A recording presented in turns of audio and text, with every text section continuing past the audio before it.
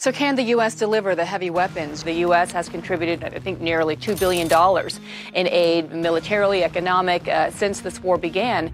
Can the U.S. be doing more? The most important thing right now is the weapon systems, the weapons they need. They need to have Stingers and the Javelins, but they also need anti-aircraft capabilities. They need anti-missile capabilities. They need anti-tank capabilities. There's a lot of weapon systems, the weapons they need.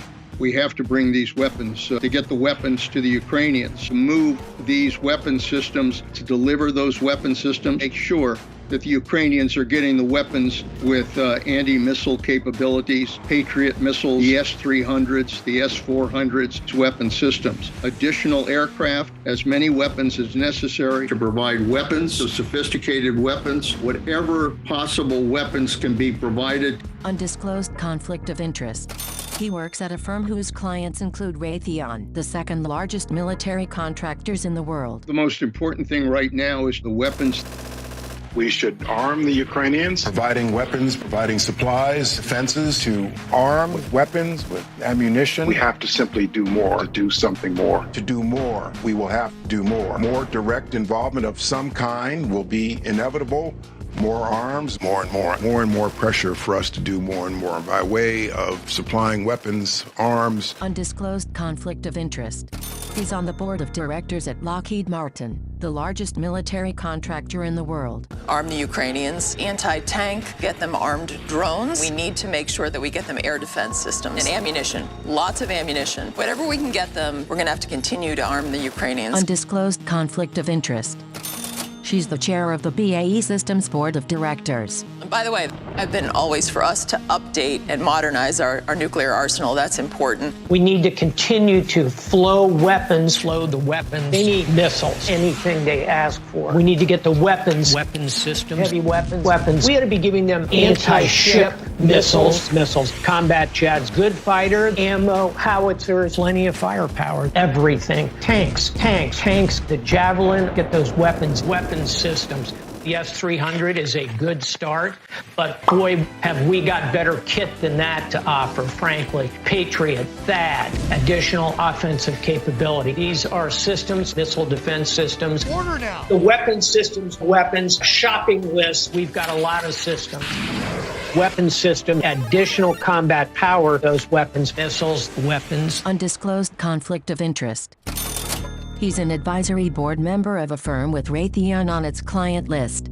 There's going to have to be increased sending of Stingers, increased sending of weapons. And on top of those weapons, more and more sophisticated weaponry over and over again as we give the Ukrainians more advanced systems or surface-to-air missiles. We've, of course, been providing them offensive weapons, Stingers, and offensive weapons, Javelins with surface-to-air missiles, weapons, anti-ship missiles, drones, tanks. The Ukrainians are going to need those more sophisticated weapons systems. Need surface-to-air missiles and air defenses, counter-rocket, counter-artillery, counter-mortar, counter-missile, surface-to-air missiles. The $1 billion of more security assistance. That's the way the world is going to have to go in responding. Undisclosed conflict of interest. His client list includes Raytheon. We're going to have to engage in a long, indirect war. This is World War 2.5. World War 2.5. Will last for a very long time. Well, what the U.S. should be doing is more of what we are doing, which is we need to be supplying as much as we can munitions like anti-tank Javelin missiles, shoulder-fired missiles, small munitions. Undisclosed conflict of interest. She's on the board of military contractor Booz Allen, and her firm's client list includes Boeing. Aircraft. We should also be trying to get them some more planes, some aircraft to fly. There's talk right now of the U.S. giving Poland some fighter jets so that Poland can give those MiGs that the Ukrainians know how to use.